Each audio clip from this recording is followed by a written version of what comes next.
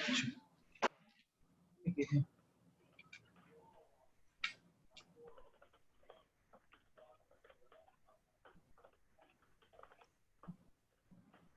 your questions up? All right, welcome for those who are just starting to join us tonight. I'm Jessica. I'm one of the co-owners of Greenlight Bookstore, and I want to say happy Juneteenth and welcome to tonight's live online event with Greenlight Bookstore. We're so honored to be able to host tonight's Racial Justice Forum presented by the Prospect Lefferts Gardens Neighborhood Association. I'll be introducing our panelists in a moment and then turning things over to your moderator, but then first, just a few housekeeping things. Because we're here in a webinar, you can see and hear the speakers, but they can't see and hear you, but they can see your name so they know you're here. And you can post your comments to the speakers or to each other in the chat. Feel free to use that for comments, for ideas, for stories that you want to share as they come up during the flow of the discussion. If you have a specific question that you'd like to ask to the panelists, we ask that you use the Q&A icon. You can see that at the bottom of your screen. It's the one that looks like two little speech balloons. So you can click on that and just type your questions in there, and we'll be addressing some of those later in the evening. We are recording tonight's event, including the chat, so look for video or audio versions on our website and social media channels later on. So I just wanted to say that Greenlight is so grateful to PLGNA for organizing this event so quickly, and to all of the panelists for participating. Our store on Flatbush Avenue is closed to the public right now, though we are open for curbside pickup, and you can place an order on our website or over the phone. But we're still looking for ways to create spaces for discovery and conversation in our neighborhood. We're aware of our position as a white-owned retail business in a historically Black neighborhood. And while we've always been intentional about making space for Black authors, creators, neighbors, customers, and staff, we know that we still have work to do in confronting our own biases and becoming better allies in anti-racism. We're grateful for the guidance that PLGNA has always provided in that regard, and for tonight's opportunity to listen to this panel and to the community forum aimed at unifying our neighborhood for practical actions towards racial justice. So with that in mind, let me quickly introduce our panelists for this evening. Virginia Bechtold has lived in PLG Flatbush since 2012 and volunteers with Flatbush United Mutual Aid and PLGNA. She's one of the 43rd Assembly District organizers for Rep Your Block and is a member of the Kings County Democratic Committee and Community Board 9.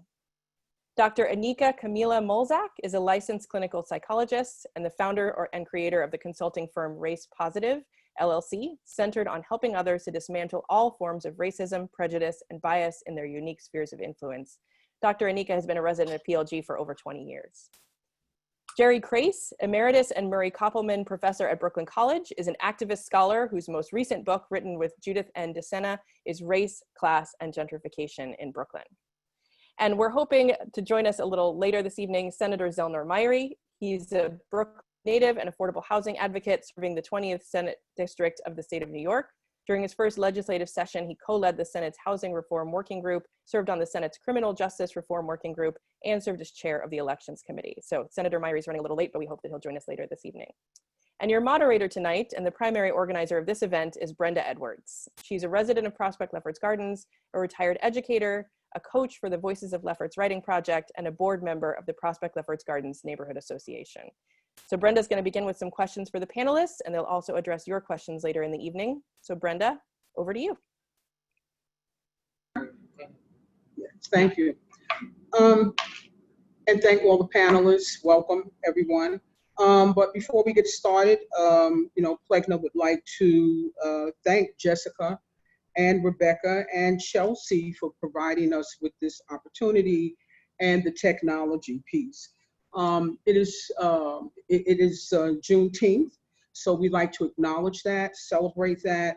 You know, it's a celebration of the emancipation of slavery since 1865. The celebration came after the enslaved people of Texas were informed that they had actually been freed 2 years before that in 1863. And unfortunately, they also were forced to work a couple of months after. There's some discrepancies about what I've been reading about, the history of Juneteenth, but it's in keeping with what is going on. You know, you're free, you're not free. So that's something that I wanted to keep in mind, that we're doing this on Juneteenth celebration of emancipation, and we still are working on that. After emancipation, African Americans would be faced with a host of discriminatory practices and policies that continue today. The slave patrols, the black codes, Jim Crow laws, voter suppression, and stereotyping, which continues to justify racist policies. So we're going to take a look at that tonight as best we can. And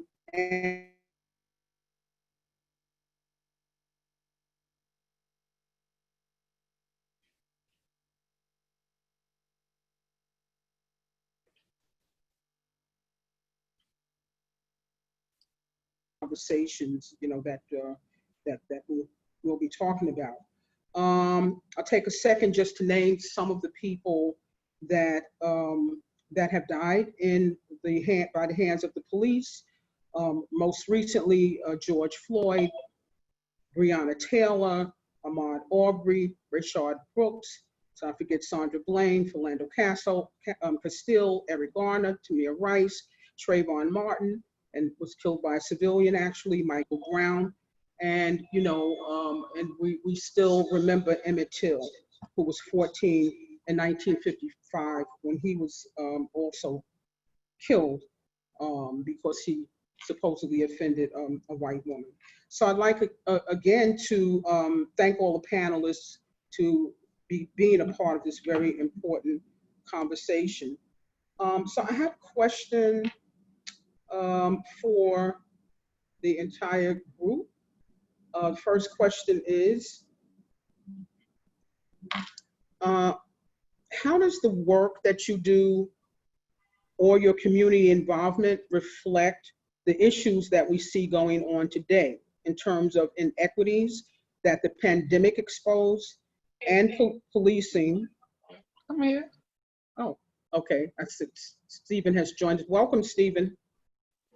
Hello there. Hi, how are you? So glad you could make it. Yes. Okay, thank you so much. I'm going to start that question all over again because it is for everybody on the panel.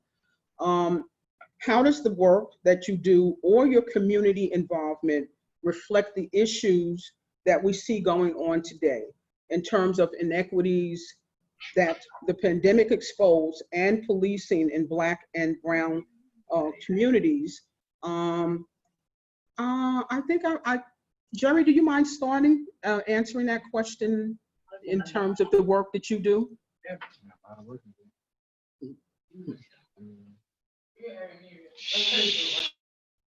Okay. Can Jerry hear me? Oh, okay. So I'm sorry. Your microphone is a little off, at least for me, or it could be Okay. Yeah, could be my ears. Yeah. Well, yeah. I have a hearing problem myself, Jerry. So Yeah. should I repeat the question? No. I heard the question quite well. It's just then all of a sudden you kind of stopped. Okay. Yeah. Well, as you know, I've been involved in Brooklyn neighborhoods for quite a long period of time. I'm much older than I look, and I've been involved in all different kinds of communities, but especially the African American and Afro-American communities in what used to be called Central Brooklyn. And so I've done a lot of research and community organizing and participation in as many aspects as possible. I go only where I'm asked to go, and I'm grateful that people have asked me to help out when I can. I did help out a little bit with the establishment of the Prospect Lefferts Gardens Neighborhood Association, also, as you know, like 50 years ago. But the thing I can offer, I think, that might be different from some other people, and I'll focus particularly on that, is in terms of social justice. Everybody's talking about justice today for the African American and Afro-Caribbean communities in Brooklyn. And it's got to start from an understanding of where we came from in Brooklyn. And people don't want to hear it. They seem to ignore it in terms of history. But if it were not for the African American and Afro-Caribbean communities in Brooklyn, particularly in the 1950s and 1960s, much of what we think about as this great housing stock in Brooklyn, in Fort Greene, in Bedford-Stuyvesant, and Crown Heights, and Flatbush, and East Flatbush, etc., really wouldn't be here. It would look very much like the South Bronx. And so in terms of social justice, it's what we call distributive social justice that I've written quite a bit about. And so you have to say, well, what do we owe these people? And we owe them an enormous amount. You know, it's not like it's charity. It's not like you're doing somebody a favor. They literally did it. You know, working class people, middle class people, upper middle class people came into Brooklyn in that particular period of time when people who looked a lot like me were moving out of the city, and they filled in that space, and they literally saved that space. They didn't get treated particularly well either. We had the process of urban renewal in Brooklyn. We had bank mortgage redlining, insurance redlining.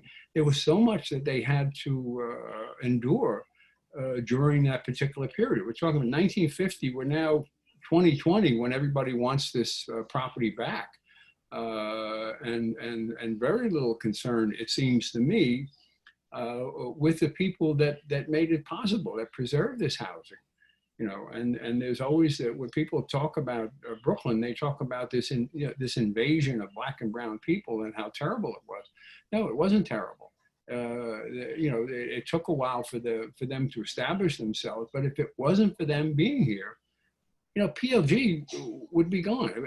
I don't know whether any of you have gone and taken a look at the South Bronx or some of the parts of East New York and Brownsville where the housing stock really wasn't very good.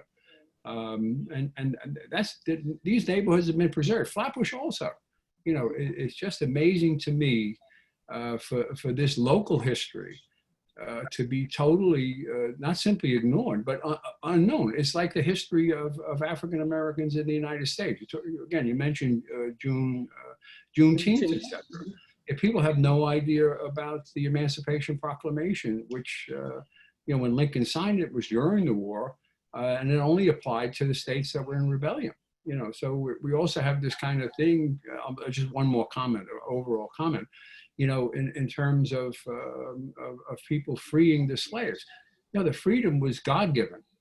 You know, it's something given back. It's, you know, because it was taken away. It's not something that was a gift, you know. And so it's another way we look at history.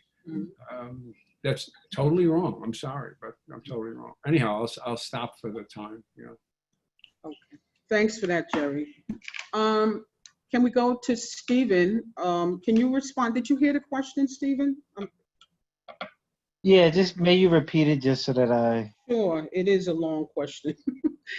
I said, how does the work that you do or your community involvement reflect the issues that we see going on today in terms of the inequities that the pandemic exposed and policing in Black and brown communities?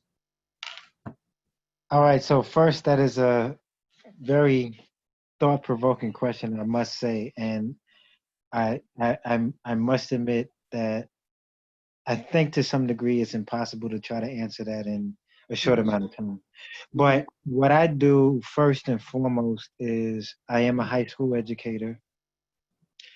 Currently, I teach at Harlem Village Academy's high school. And this is my closing up my 12th year teaching.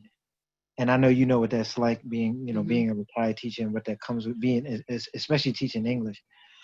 So 12 years ago, long story short, I had the pleasure of meeting Sonia Sanchez for the first time. And I asked her some advice about what would you tell me to do as a new teacher, a new full-time teacher? And she said, love your students and tell them the truth, and teach them the truth about themselves. And as brief as that was, it blew my mind, and I've been doing that to the best of my ability every year that I step into the classroom. So I think just as teachers, as people who work with young people, just working with the youth, loving them, teaching them the truth about themselves, letting them know facts, you know, whether it's, you know, it's not the T-Town riots, it was a a massacre. Just telling them the truth. You're already doing the social justice that was, commented on before. You're already frontline. You're already working against the inequities, whether they're social, economic, political, inspiring students to work against them in whatever capacity they may when they venture into the real world, or even before that. So that's the first thing. The second thing is I've been part of PLGNA when I did have the time and capacity to do so. So just working in the community, beyond just Prospect Lefferts Gardens, beyond just Flatbush, I have been the co-host of Urban Juke Joint for the past 11 to 12 years, and there's been major work that we've done in communities in terms of attempting to heal Black and brown people from what Dr. Joy DeGruy discusses as post-traumatic slave syndrome, and other issues that we do have, including police brutality. So in a nutshell, in the little that I know, the little that I do, I still, just as an individual, I do work against these oppressive and suppressive and depressing systems of discrimination. Okay, thank you, Stephen. Mm-hmm. Virginia, could you respond to that? Do you need me to repeat the long question? No, I'm good. So the work that we've been doing with Flatbush United Mutual Aid, it basically sprung up right after, the lockdown started. And how it ties into racial justice is we're basically filling a lot of holes that are left by kind of like an inadequate system, whether it be food scarcity, whether it be the lack of like a car to get to the testing sites. So yeah, and the principles that we're operating under are solidarity, not charity. So it's interesting to be a part of PLGNA, which is a 501c3 nonprofit organization, and then also doing this work that's based in kind of like anarchist principles, where they talk about the nonprofit industrial complex and how it's not nimble enough to really reach people where they're at. And it does come, in kind of a top-down system where, yeah, it keeps people kind of like unempowered. Mm-hmm. Okay, thank you. Okay. Dr. Anica? Thanks for asking. That's a really good question, Brenda. For me, I think my work is a little bit different. For one, with my clinical work, I provide therapeutic support to people of all backgrounds, but particularly one of the first things that I do the minute you walk into my office, we have to ask assessing questions just to know who you are and to get a sense of your background and all that. But one of the questions I always pose to people is, how do you identify racially and ethnically? And I do that for a couple of reasons. One, I don't want to impose my understanding of your racial identity onto you. I want you to tell me. But then secondly, and this often happens with white people, is that they don't think of themselves as having a race. And they obviously do. And I think it's important when it comes to having conversations around race and understanding is that we all see that we have a role to play in this racialized society that we live in. And by thinking of yourself as a racialized being and not something that Black people bring to the table, but that you in your whiteness also bring to the table, you can then see yourself as a collaborator on dismantling racism and oppression and those things, rather than, to Virginia's point, a charity service that you're doing on your free time, that you're helping out, people who are suffering. So that's sort of the framework that I really work on in all facets of my work, which is I fundamentally believe that racism and prejudice and bias, that they affect all of us. And not in the same ways, but they affect all of us nevertheless. And therefore, it requires all of us to do something to dismantle it. So apart from my clinical work, I also have these things called race talks with Dr. Anica, one of which is happening next week, tomorrow, and it's free, just shameless plug, but you're welcome to be there if you want to.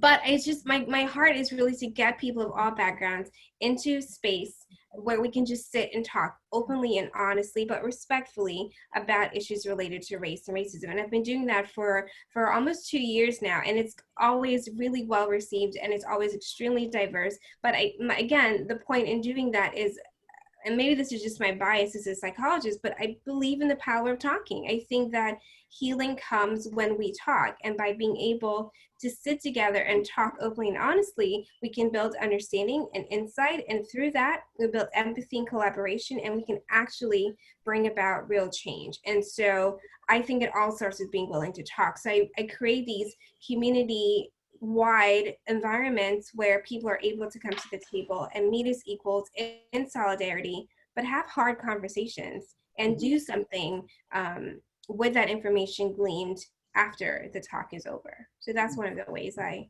use my tools. Okay. So, you know, one of the things that we're faced with right now is this whole conversation about, defunding the police. And that's something that I think that people don't understand. And I was hoping that Senator Myrie, I don't think he's with us right now. Oh, is it? Oh, okay. Thank you, Senator Myrie, for making it. I know that you have a tough schedule, and I really put you on the spot. I beat down your your staff, and then I sent Virginia after them, and then I sent my daughter Rashida after them, and then I texted you, and then I said, never mind, you're going to be here.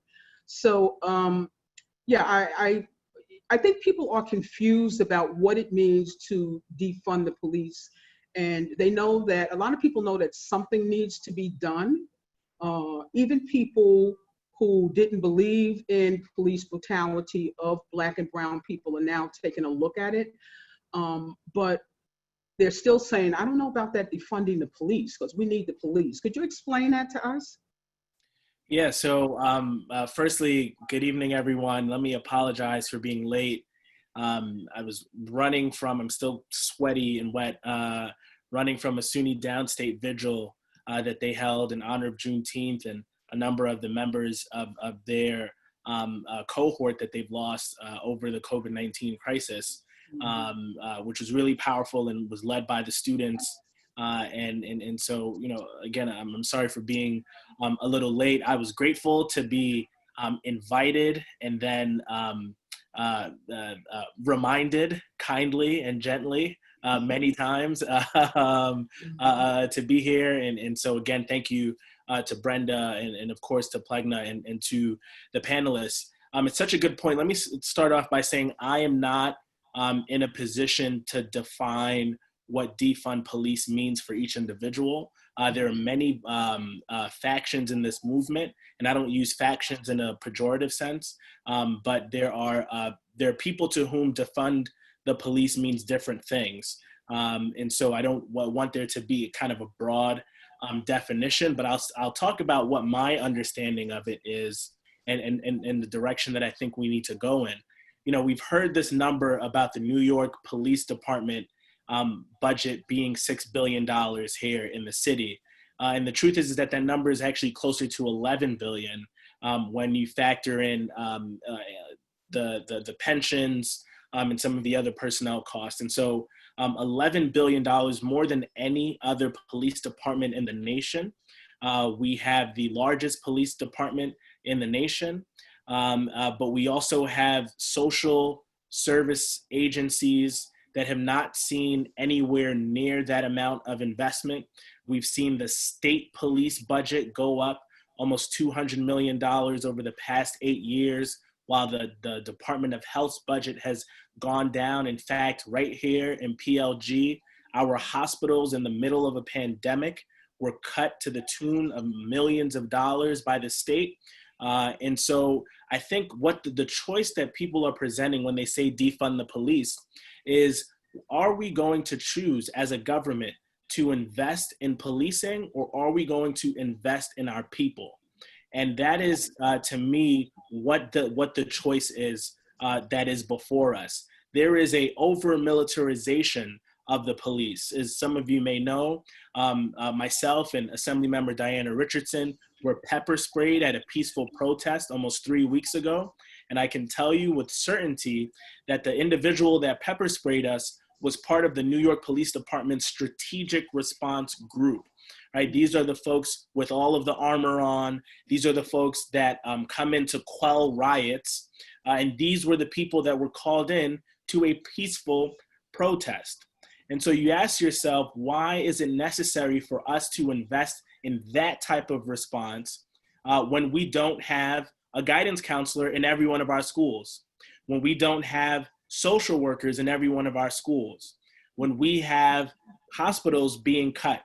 And so I view my role as a legislator as one to advocate for us to spend money in things that will help and further our people instead of spending it in the police department.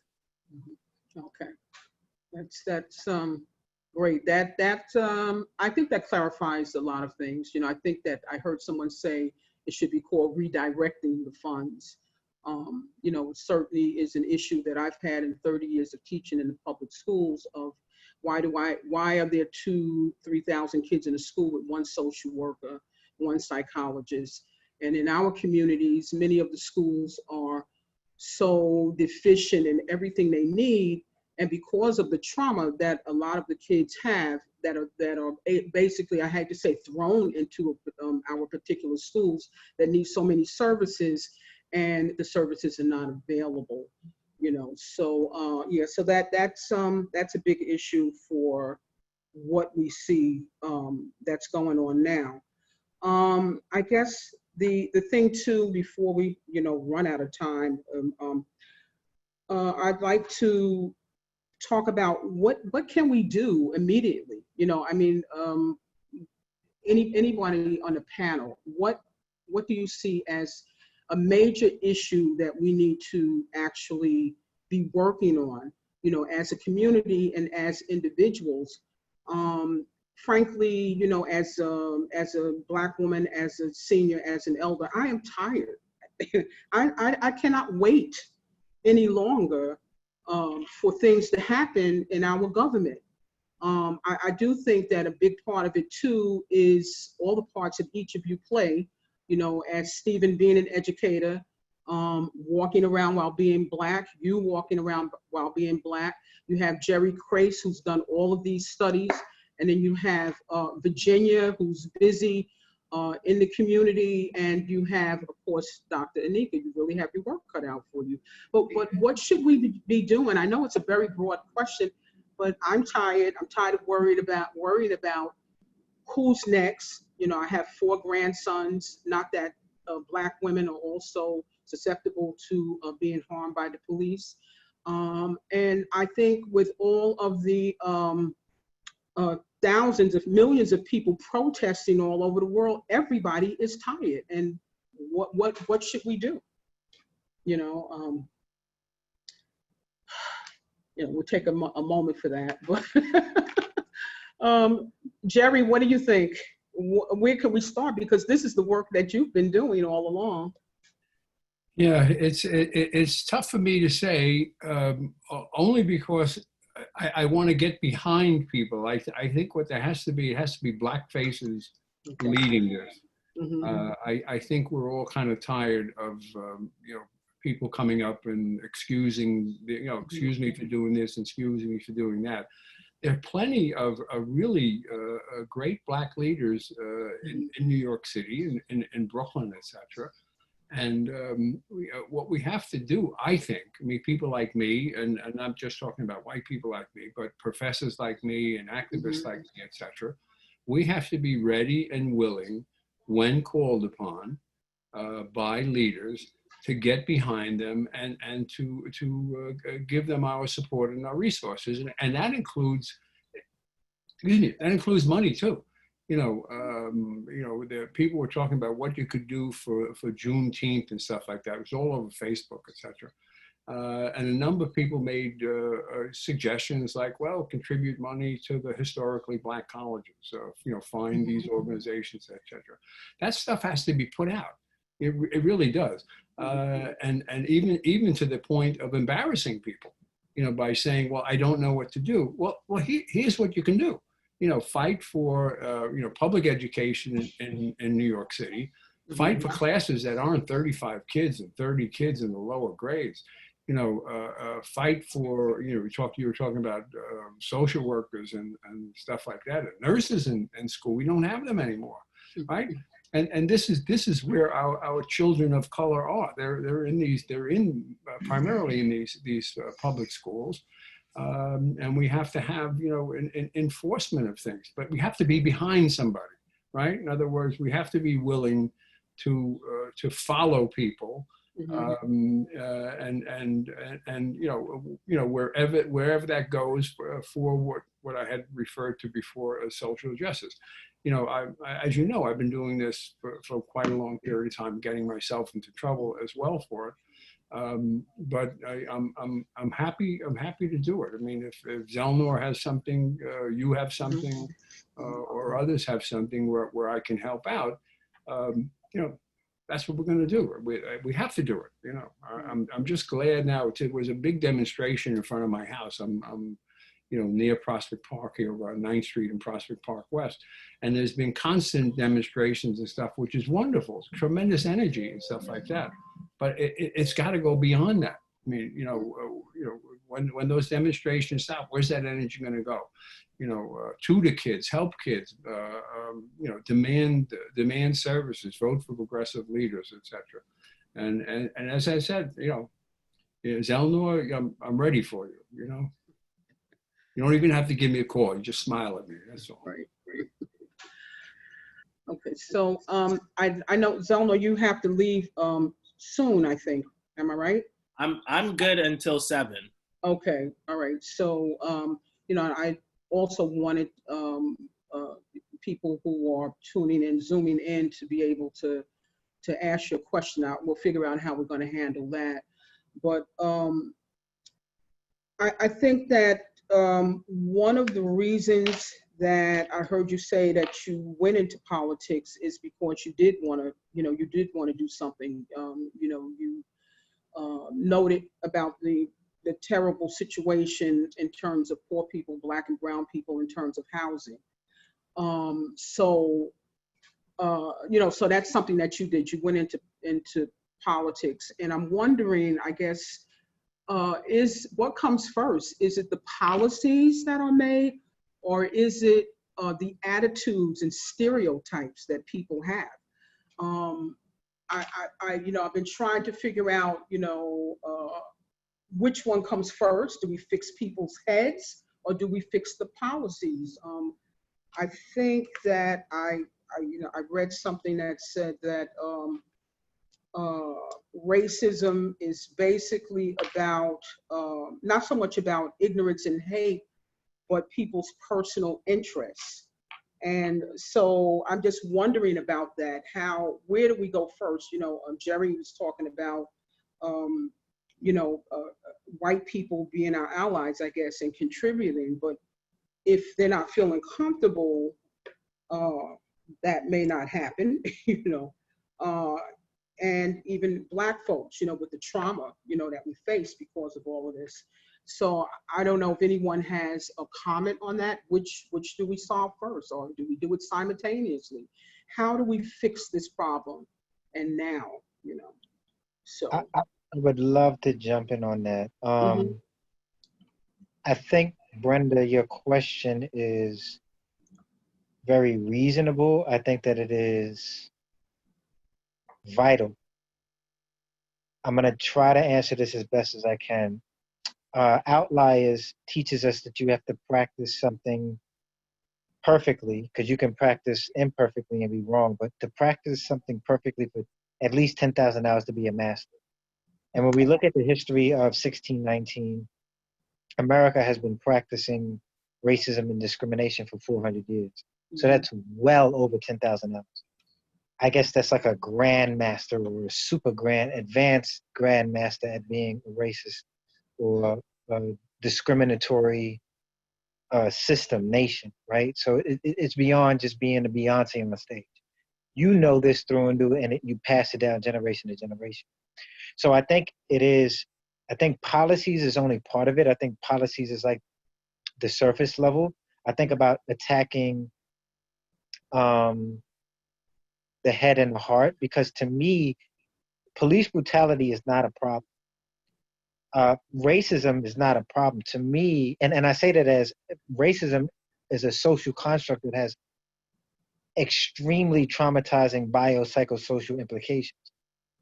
To me, those are still symptoms of the world. This is a spiritual problem, and I think that we need to discuss it on a spiritual level, right? This earth is but one home and native land for all human beings, right? And I really think in the future, when we get there, we won't see the earth as a collection of 192 nations or whatever it may be based on the UN, but that we really will see it as one country, and human beings being the citizens of this one country we call Earth.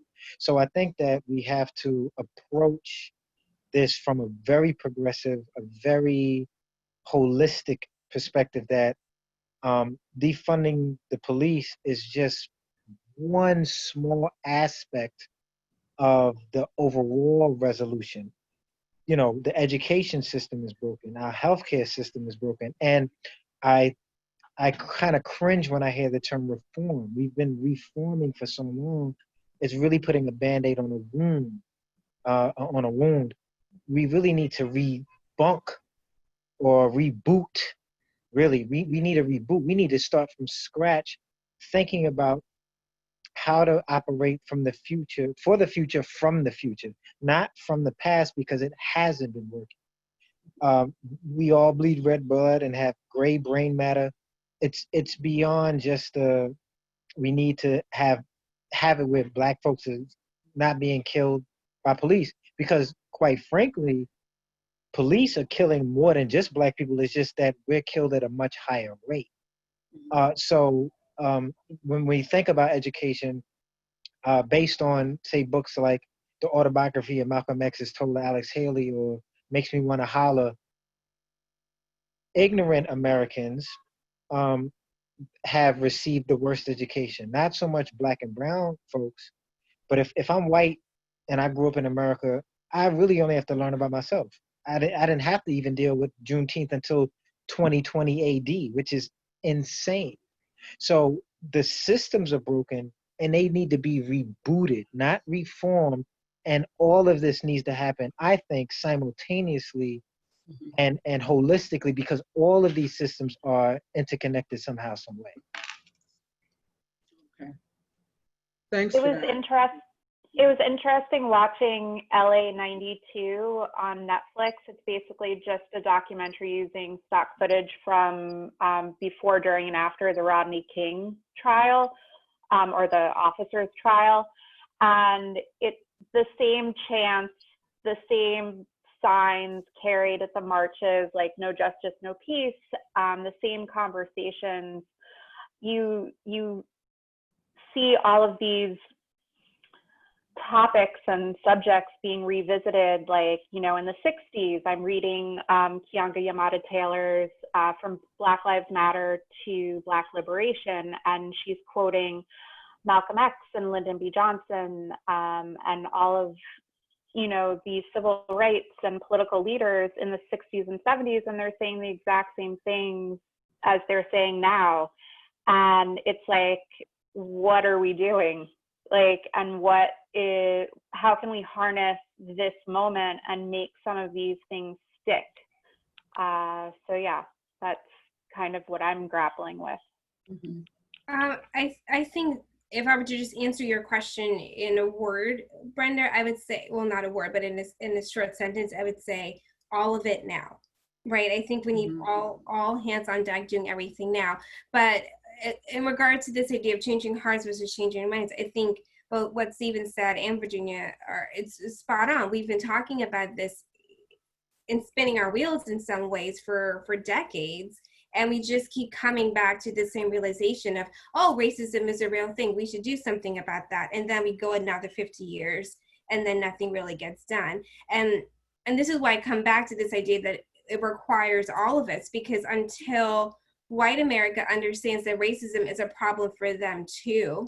And I agree with your point, Jerry, in coming alongside Black and brown people and following their lead. My caution to people listening is to not take that as an opportunity to opt out of doing something. It's like, well, I don't know who's leading, so it doesn't apply to me. And I think I'm not saying that's what people are doing. I just fear that could be a response, right? That can come up and it can turn into passivity, this sort of, I don't know where to start, because it's a very big topic and it's very overwhelming, and just outline all the things that need to be rebooted. And you're like, oh my gosh, it just feels like a lot. So I think for most people, it can be something that makes you want to pull back because it just feels beyond you. But I think starting within yourself, starting within your community, recognizing, if I'm a member of this club, this book club, what are the books that we're reading? Are all the books by white authors? Are all the people in my group just white people? Maybe that's something we need to do something about. Who decides what books are we reading in my child's kindergarten class? What trips are we taking? What restaurants do we consider good and which ones do we not consider good in our neighborhood? When we move into a space, how are we judging that neighborhood is a nice neighborhood versus a not so nice neighborhood? Those are the ways that you can challenge it within yourself, and then within your community that does not require a Black person coming in and telling you what to do. So I think you can start there. And as you educate yourself by reading the books like Virginia and Stephen have highlighted, getting involved politically, like Jerry has noted and Myrie has noted, I think those are all ways that you can really tackle a very, very big topic, but in your own way, without feeling as though you have to do everything right this moment. But I just really want to caution people away from what I think sounds really good, but can feel passive, which is, I'm just waiting for someone to take the lead and then not do anything while I'm waiting for that leadership. I think we can start even right now in our little spaces as we look around. And I love what you said, Jerry. There's information out there. So if you're not sure, let me point you to a link. Let me point you to a resource where you can find out what to do. But I do think it's important that you see this as your fight too, and not a charity that you're doing on behalf of Black and brown people. You are seeing yourself as a racialized being who's also impacted by this awful system that we've got going on in our society, and therefore it's up to you as well as me to make that different.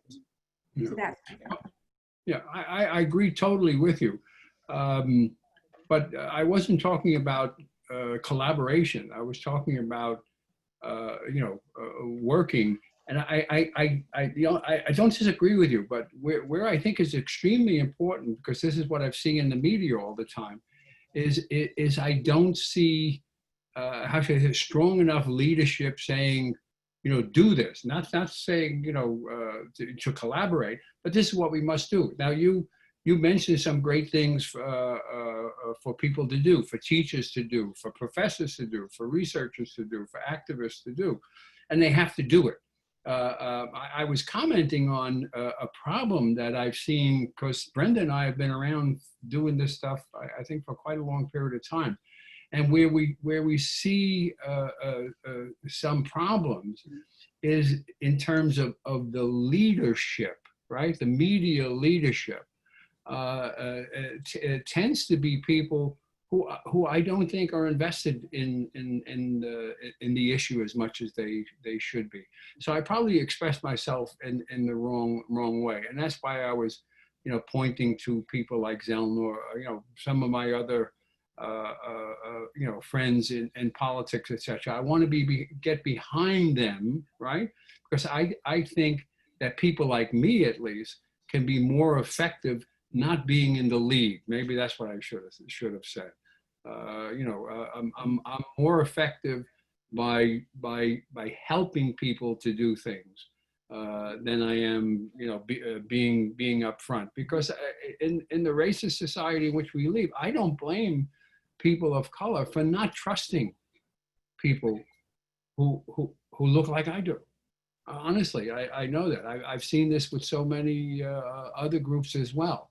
That people have been led down the wrong path much too frequently. So that's again, that's been my experience. So I've worked with people in the old days like Major Owens and stuff like that, and very happy to be behind those kinds of people. And then I do other work as well. But anyhow, so if I said something stupid, please excuse me. I don't think you did. No, I don't think it was stupid at all. And I understand your point. And I don't think we all need to take the same lane. I think the road of activism is very broad and very wide. I'm not in the street protesting. That's not my lane, but I'm using what I do have available to me to support, so by all means use what is available to you. My comment was just to the larger sentiment that I hear repeated oftentimes in the media, which is let Black people lead, and then there's sort of this humming and hawing about, well, there's no one to follow, and then nothing happens. And that's just my fear, right? So again, if it doesn't apply, please by all means let it go, but if it does, I caution you to act. Thank you. I just want to have Zellnor maybe say some final words, because I know he has to leave soon before we actually go into the Q&A segment of this forum. Yes, I actually wanted to speak on what we've been discussing, and again, these questions that are being presented, and I see some in the Q&A, like such excellent questions. We don't have enough time to address all of these in the depth that they deserve. But let me speak for a second about the role of politics in this, and I want to do this without being political, if that's possible. All right, and so we saw, myself and Assemblymember Richardson, we were pepper sprayed on May 30th, on a Friday, 3 weeks ago today. 12 days later, the New York State Legislature passed over 10 police reform bills, right? And you look at that and you say, well, that is remarkable, right? That could not have happened without the circumstances that we see ourselves in now. People in the streets every single day, the crowds growing larger, people being persistent, and that certainly was part of the equation. But the bills that we passed, not a single one of them were new. In fact, many of these bills had lingered in the legislature for years, not a couple of months, but for years. And it took the fight of the activists, the fight of the victims of the families. Those were the people that had been fighting every single year to get these bills passed, and they had not been passed. And it was only when the iron was hot and the world's attention was on it that we were able to get it across the finish line. And to be frank, my colleagues in the Senate, who for them, police brutality is an abstract idea. It's one thing to discuss this in conference. It's another thing to see a picture of who you think is a good Black person, your colleague, be pepper sprayed and handcuffed. And so the reason why I'm talking about this is there is, I kind of play around with the alliteration of the 3 Ps, right? There's the pain, there's the politics, and there's the progress. And the pain, of course, is something that we're all very familiar with. And progress, we know what that means. But in the middle is the politics.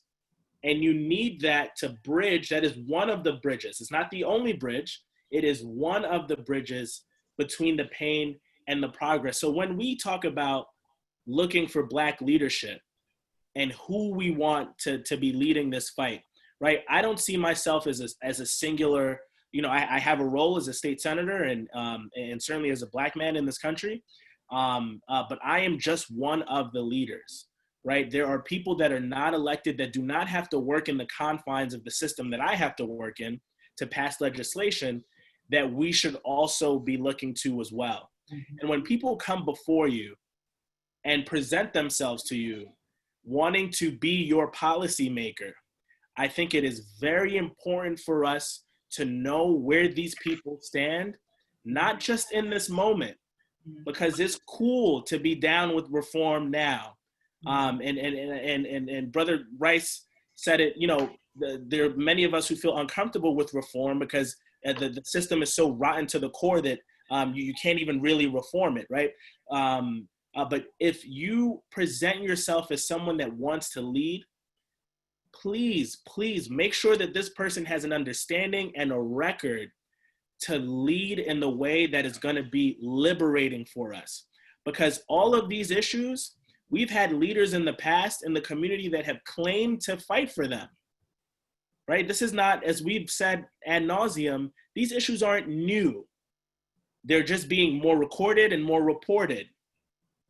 And so we've had Black leadership that has said, yes, I'm going to do this, and yes, I'm going to do that, yes, I'm going to do this, and we haven't been anywhere with it. And so we have to, as a people, as a neighborhood, as constituents, as voters, we have to say enough of the BS, enough of the politics as usual. We can't do stuff the same way. The same way has gotten us exactly where we are right now. And so I would hope that, you know, I want to be that type of leader. I want to be held accountable by all of you. I want y'all to be, you know, in my face and like, Z, nah, you're not doing it right, bro. You're not speaking to the issues, bro. You're not actually, that I want that, because only when we get in there and are able to shake the room are we going to be able to get these things done. I was able to go into the legislative conference with my colleagues, and I was able to say, I got pepper sprayed and arrested as a state senator and someone with law degrees and someone who was peaceful and all this other stuff. I represent people that don't have any of that, will never make the news, will never have photographs, and this happens to them every day. And I was able to make those people in my conference uncomfortable. Mm-hmm. And that's what it's going to take. So we don't need the get along to go along. We don't need that anymore. And so I just want to lay that out. And sorry, I went into a little rant, but I wanted to get all my stuff out before we, you know, before my time was up. So thank you for the question. Thank you so much. Appreciate that passion. You know, we need that from all of us. Hey, Zellnor, I have a question about growing up in the neighborhood. Like, how have things changed? Like, how do you experience it, you know, as a child of this neighborhood that we're in right now, like this moment? Yeah, so what's really interesting, you know, I was thinking as Brenda mentioned or asked the initial defund the police question, you know, I talk about if you guys know me, you know, I talk about my mom a lot. And she was the one that raised me in this neighborhood. And, you know, my mom has different views about policing than I do, because when my mom raised me in this neighborhood when I was growing up, and when I went to PS 161 and when I was at Miss Black School on Empire, there were, you know what I'm talking about, Brenda? Yes, I do. Crime looked very different than it does now. And there was a heavier police presence than there is now. And I, of course, went to elementary school all the way through middle school in Crown Heights. And we, of course, in the early 90s experienced the Crown Heights riots. And that presented its own complications with police presence in our neighborhoods as well.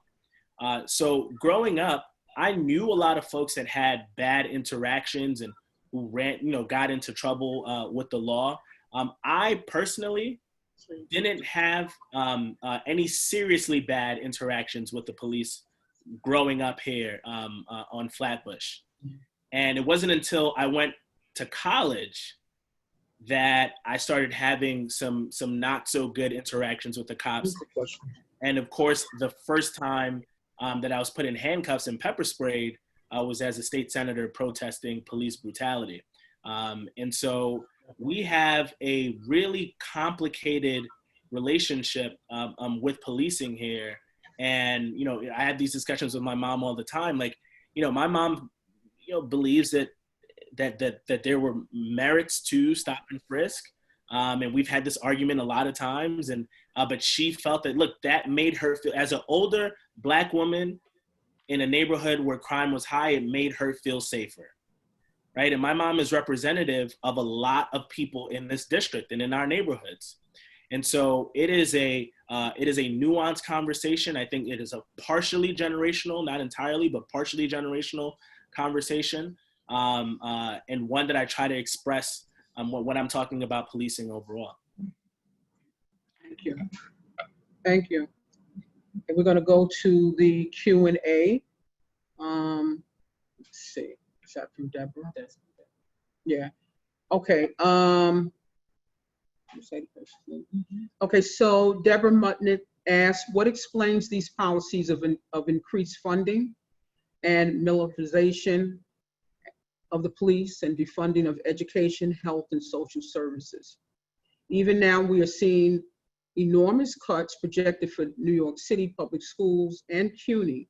That is, what is the relationship between funding and militarizing police and austerity policies for human needs?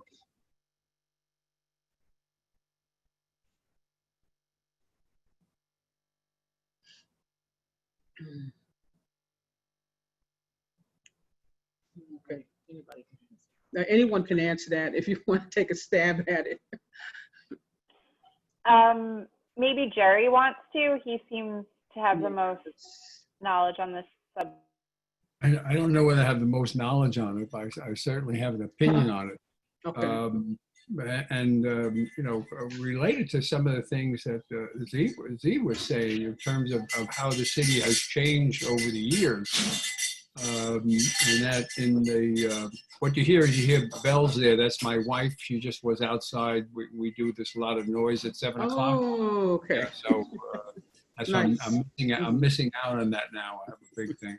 But you know what happened in New York City is that, you know, in terms of these, you know, the crime waves that occurred in the city, they did in fact happen. You know, politics worked into this kind of a thing, is where there was a constant call for more police. There was, again, some people are not old enough to remember, but the Black and brown communities were also complaining that they were under-policed, that they were, you know, the police would not, you know, coming to their neighborhoods and doing this and doing that. And so there's been this kind of an evolution, and each one of the evolutions, in other words, where they went from more police officers, tighter police officers, military police officers, and community policing, every single one of those innovations that they have resulted in more funding. And there were very, very few politicians, if there are a few today, we're going to see what's going to happen, who would be willing to say when they were running for office that they wouldn't increase the budget for police. And they generally, they don't say police, they say public safety, right? So we have not only the largest city police force, but our police force is bigger than some countries have police, you know, and so there's an increase, and there's always an increase in the budget. I'll go back to another thing that I was talking about the other day. It wasn't until 1965, police officers had to reside within the 5 boroughs.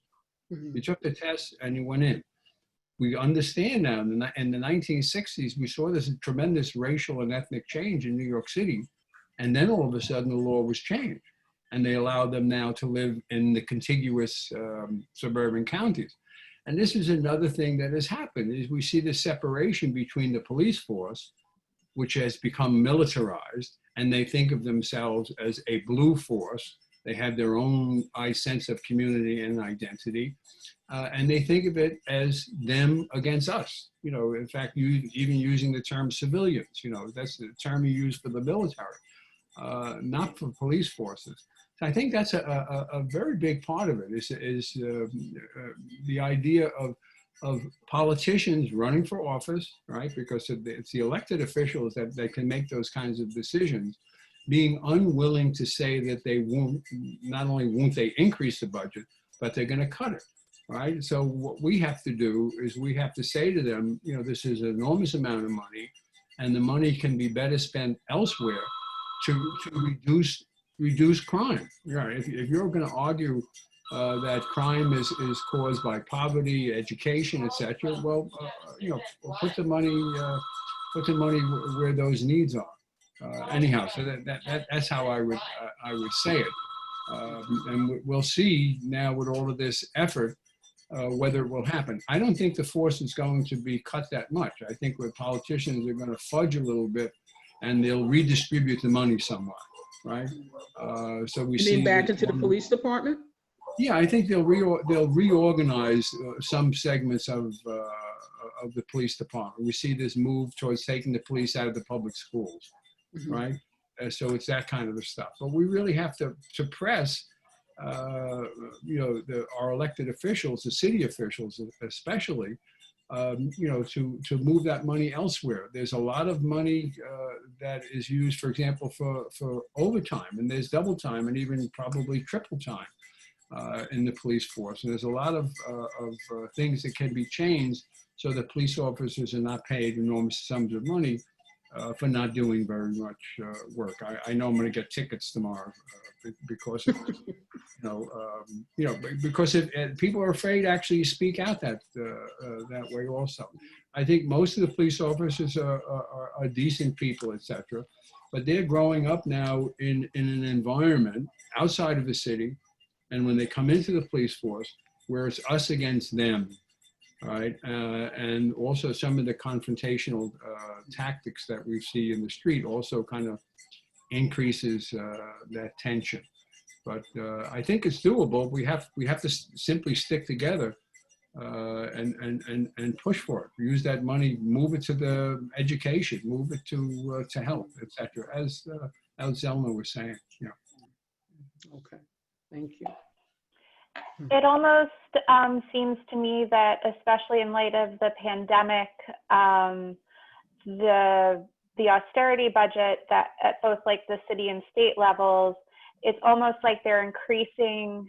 So they're decreasing the money for social services, for food services, for mental health services, for youth services, and that's going to create an environment where it gets to a boiling point. Like people are in need, people, need healthcare, so on and so forth. And it's almost like they're increasing the police to make sure that we all stay in our lanes and like kind of quell whatever, is going to come to the surface eventually.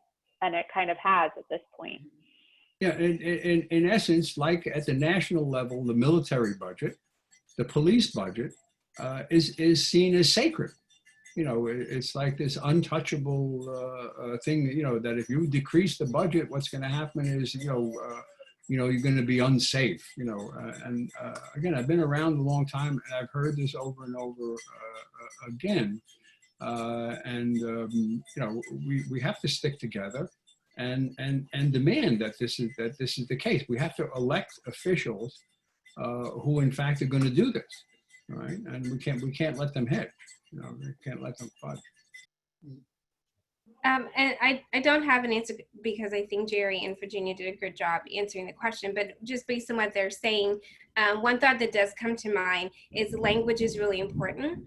And you see it happening a lot in politics where people will take a phrasing and make the issue about the phrasing and not about the substance. So we spent 5 years arguing about the phrasing of Black Lives Matter rather than talking about what Black Lives Matter was saying.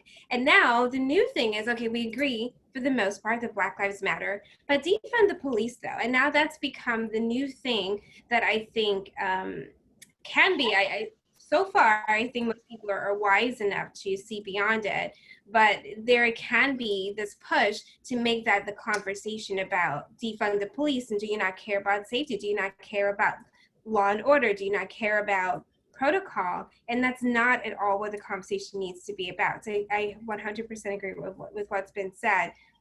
But I think part of being able to stay wise on that is to understand how language and terminology is being used and twisted to keep people from being active. Thank you. Let's go to the next question. That's okay. Elizabeth Larison, doesn't the segregation of New York City public schools also play a huge role in this and offer another important place to start focusing advocacy? I'd appreciate hearing from Brenda and Stephen's thoughts on this. Thank you. Okay, Stephen? Oh, okay. Yeah, let me see that question again. Stephen left. That was dependent on Stephen.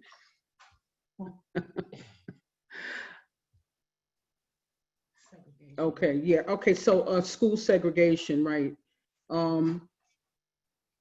That is a very good question about the school segregation. It's been such a problem since the beginning of New York City schools. I remember when I was part of that busing project, being bussed out of Bedford-Stuyvesant and going into the all-white schools in Flatbush, just to find out that most of the Black students still would be placed in separate classrooms.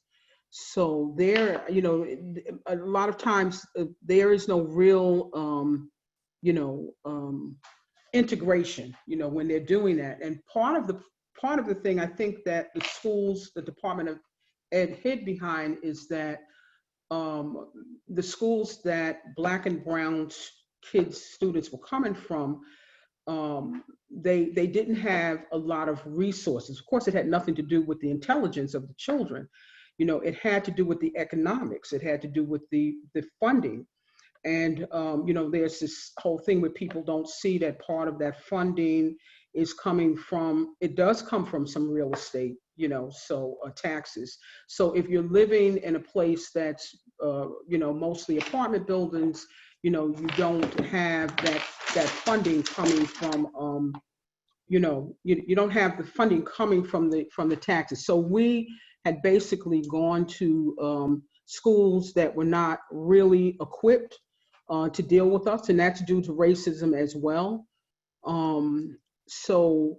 And economics. I mean, all of that is tied in, going to the worst schools and also having, the about being stereotyped. So, these kids are going to come and they're going to ruin our schools. And, you had some teachers and I guess principals who did not know what to do with this group of students. I'm talking about back in the 60s where none of the schools, I guess, how no matter how good it was, did not really have a way of bringing a lot of the kids up to standard.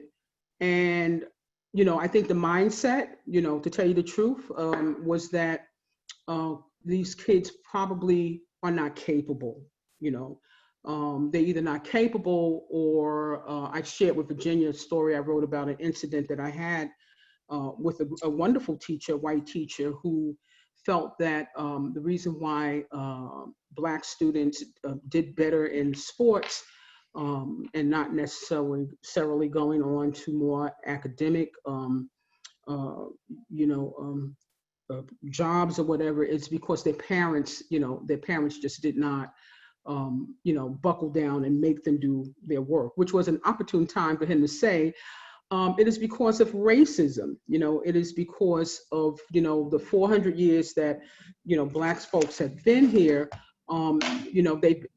they have been conditioned to think a certain way. White people have been conditioned to think a certain way. And so, this is what happens. But the funding definitely, is an issue, and just racism, and the economics of it all. And it's a big problem and people are still fighting about it. There's one school in Park Slope where there was, I forget all the details, but that school is on 7th Avenue. And the principal there was attempting to get the DOE to make repairs physically and to make sure that the students have all of the resources that they did in the DOE. The answer was always that there was not enough funding. This particular principal knew the power of the wealthier parents, that if they would attend the school, things would get done. And it just didn't happen. And she had been fighting for years, but now that school has a charter where it is predominantly white within that building. And somehow the DOE found funding to fix the school, to make repairs, and to get resources. And that was the power of, you know, the richer, wealthier parents finally coming into that school, and suddenly the DOE finding funds. So yeah, school segregation is you know, is a big part, and it all has to do with economics, you know, and wealth and politics. Yeah, may I add something to that, Brenda? I mean, our topic is racism, and you're talking about it. We can really be direct with this. I mentioned the 1960s and the 1970s, and as the city became more black and brown, there became less interest on the part of the city fathers and mothers to use resources for public entities such as public schools. It's also the period of time where all of a sudden we had a fiscal crisis, and the City University of New York, which used to be free tuition for all the previous generations of people coming into New York City who were poor and working class, that disappeared. We also saw you know, the class sizes increase in school, less resources, and at the same time more resources proportionally going into public safety. You know, so yeah, definitely. I mean, you can't ignore the fact that racism was a powerful force in negatively affecting the life chances of the African American, Afro-Caribbean, Latinos, etc., in New York City in the 70s, 80s, and the 90s. There's no doubt about it. The same thing happened in terms of housing. You know, I was born and lived until 1952 in low-income housing. I lived in the Red Hook houses, right? And the Red Hook houses were, and most of the public, what are called the housing projects, right, were white. And as that population changed, there became less interest in maintaining those properties too. And you can see it in recent years where they're talking about how they're falling apart, etc. So this is constant. You could look at everything in the city from that perspective. And that, by the way, is one of the reasons why I said earlier on in terms of leader, right? You know, it's very hard, I think, for people who know, as you do, about what has occurred in New York City, for them to be confident in people talking about New York City and ignoring the fact that this has happened, you know, and this has happened over a 30-year period. And I think now, because of the media, that everybody's able to see what's happening in terms of the police and the people, you know, beaten up and being killed, etc. That's motivating, particularly the younger generation who's interested in that kind of stuff. And I think it's possible now for something to happen, because of that energy, and for us to face the fact, that these kinds of decisions have been made. There should have been money if we know that the African American community, were poor and they didn't have this and they didn't have that. Well, if you're an educator, you know what you do? You say, well, okay, you know what you need? You need smaller classes. You need social work help. You need tutoring help. You need all these kinds of things that have to be done in order to help these kids out. And that's not what happened. That's not what happened. And I know because my wife and some other people were fighting for different kinds of schools at that time, and they would say things. We don't have money, but they had money for all other kinds of things. New York City had money. Don't let me rant for a minute. I'm going to get like Zellnor. New York City seemed to have enough money to give tax abatements for luxury housing in the middle of Manhattan. The New York City had so much money that they were able to stop charging the fee for the transactions on Wall Street. New York City put itself into a budget deficit. New York State did the same thing. Everybody was into into reducing taxes, right? They were reducing taxes for whom? I mean, as the city became more minority majority, there seemed to be, this kind of, well, we don't need these resources. We can cut this. We've been in an austerity budget for public services for quite a long period of time. So let me stop ranting. Right. Okay. So I'm going to ask Anica, how can individuals think of themselves as part of a group of people they do not know? There are group dynamics at work here, and at the same time within each group, there's a wide disparity of differences among those perceived members. And before you answer that question, I just want to say that there's a whole group of people that I wish would join in these conversations. It would look different, and it would be really uncomfortable, like some of the young people that are from 16 to 30, who you see on Flatbush Avenue all the time, that are obviously feeling that they have no place. They know there's something wrong. They would like to do something. Maybe they just don't have a voice. So I'm really concerned about those Black and brown young people. But anyway, those are the individuals that I'm thinking about, as well as, everybody. Yeah, no.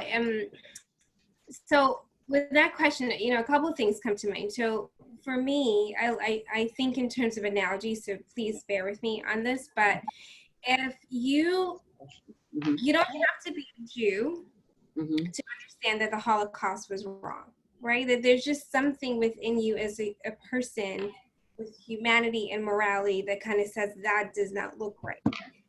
And there are many different people who identify as Jew, and there are all sorts of sects within the Jewish community, yet we can, being on the outside of that community, still see ourselves in them, in the sense that this is a human being who's being treated unfairly, and whatever is happening systemically needs to be changed. And so when it comes to thinking about aligning and being an ally and being active when it comes to dismantling systemic racism, I think it's important to see the humanity rather than trying to figure out how you need to be identical to that person in terms of culture and in faith and all. The Black community is wide. There's no monolith here, right? There are people who look just like me with whom I will not agree on anything except that the sky is blue. And even that they may argue with me on, right? So it does not require this sort of identical reflection for you to be able to collaborate with them and to see that what they're facing is a problem and it's wrong to stand up to. So that's one thing. So I would really push back on anyone who feels that internal stress. I would really encourage them not to take on that stress, to feel like you need to overly identify with Black and brown communities in order to care about what's affecting them. Because again, from a humanity standpoint, it should bother you, right? That there are people in our society who cannot just exist in their skin without being terrorized. So that's one thing. The second thing I would say is being able to think of this not as a me helping you issue, but as a how can we make this society that we all live in better for all of us. When I think about diversity, and I encourage all of you to think about it or to consider it in this way, is a lot of people go for aesthetics. We look at just, does it look diverse enough? But that isn't diversity. Diversity means that if Brenda isn't on this call needs to feel different because Brenda is absent. We need to feel something has to shift with Brenda not being here, and her coming back in has to be shifted with her being there, meaning that her absence is felt, and that the way in which we're talking, the way in which we're understanding things, Brenda's perspective, we feel a loss of that, and therefore we seek out Brenda to bring her in. If you're in a space that is truly diverse, it needs to have some sort of impact when people who don't look like you, don't think like you are absent, because if it doesn't make any difference if someone who looks like me is at the meeting or not at the meeting, then I would question how truly diverse is it? You probably just have a person in Black skin, but who thinks exactly as you do, and therefore nothing actually changes. Do you know what I mean? So I really think of diversity not as an aesthetic, not as a look, but true does this shift, does this pushes, does this changes by this person's presence? And if you can't figure out if their presence is doing much, think about what it's like when they're not there. What questions are not being asked? What things are not being considered when they're not at the table? And if you see value in that, then you can see how this desire to get more of it and to support legislation, to support community movements, to yourself use your own privileges, whatever they look like, to create more space for that person, people who are like them, into your world, into the larger society. You can see how there's room for activism, even if, again, you don't feel like that is your community. Do you know what I'm saying? And then from the last point I'll make is that we as people, whatever we value, we protect. Whatever we hold in esteem, we go out of our way to make sure that it is taken care of. If I gave you a flyer that you didn't care about, if you lost it, you would be no worse off if you lost it. If I gave you $100 and you lost it, you might have like some pause and wait and take time to look around for that piece. They're still paper. Both of them are paper, but the value assigned to that $100 bill is greater in your mind than the flyer that I gave to you. So you treat it differently, right? And so if we value people equally as we say, then are we giving equal investment, equal time, interest in the things that are hurting them the way that we would to others that we value? And right now, our society does not value people of the Black and Brown community in the same way that they value the white community. So again, if you are a person who is white and you're thinking, I really want to help, I want to be an ally, but I just feel like I'm not part of it, and there's so many factions, I don't know where to sort of align myself with, I say forget the factions and align yourself with truth, align yourself with morality, align yourself with humanity, and think, is there a policy, is there a practice, is there something that I, whether I gave a conscious thought or not, am engaged in that actually help support this system, this systemic oppression of people who don't look like me? And if the answer is yes, then what can I do to help move that in a way that feels more equitable, right? And if I am not around people who are valuing all people the same way, again, based on their skin color, how can I use my influence in those spaces to help push for more equity and more understanding and education in those spaces? So I really want you to think of it as a me problem, not as a them problem, and really think of it as, how can I approach this from a humanity perspective, not I have to be like you in order for me to care about you. And to your point, Brenda, about youth, I really think that it is, there are a lot of amazing people in our neighborhood like you guys who have been doing work for years. And I really think inviting them in for a conversation. I know you have, grandchildren. It's getting their friends together and asking, what are some things you want to see in their neighborhood? And then all of us talking to all the young kids in our lives to say, hey, there's this thing happening. Do you want to be a part of it? And that gives you a sense of ownership. For me as a kid, my parents were very involved in a whole lot of community-wide things, and I would see them joining groups to clean up the neighborhoods. And so what did I do? I wanted to do that too. So I got all of my friends together and we cleaned up just a little section of our neighborhood, and we were very protective of it because if anyone dropped anything, we were like, excuse me, we spent an entire weekend cleaning that, do not drop anything. And so again, giving people, those kids, a sense of ownership that this is your space too. Take the space. How can we support you to take that space? And I think you'll see a little bit more of a shift in their engagement, but also a sense of pride in the neighborhood and in where they live. Yeah, I think that's important, a sense of pride. I think that we can leave with that. How do we make sure that people have a sense of pride who have been so disenfranchised, especially our Black youth, our Black males. This was wonderful. We're wrapping up now. Sorry we couldn't get to all the questions. That just means that we have to continue this. This is a conversation and action.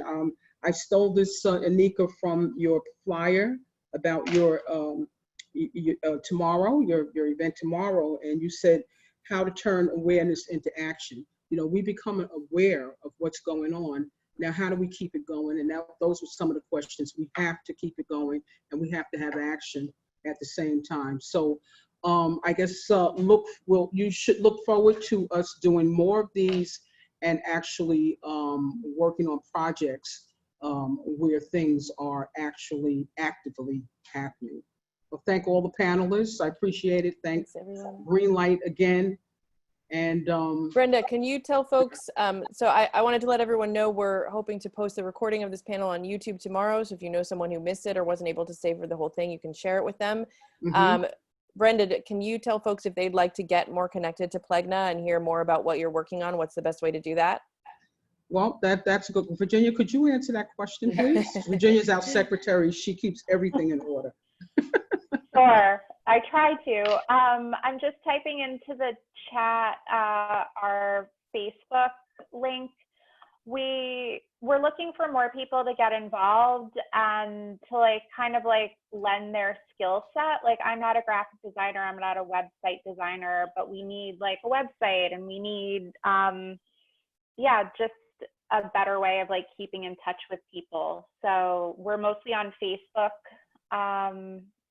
now, and I'll also type our email address in here. But yeah, just reach out with everything. I'm still going through. We had published a kind of a get in touch a couple of weeks into the shutdown, and I'm still following up with the people who responded to that. And yeah. Great.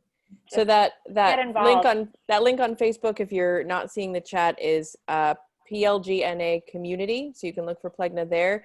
And we'd be so honored to host more of these panels if you're ready to put them together. This was wonderful. And thank you all so much for your time. Thank you. Have a great evening, everyone. Take care. Happy Juneteenth. Thanks, Happy Jessica. Juneteenth. Thanks, everybody. Thank you. Bye-bye, everyone. Nice Bye-bye. seeing you all. Thank you. Thank you. Bye. See you, Brenda.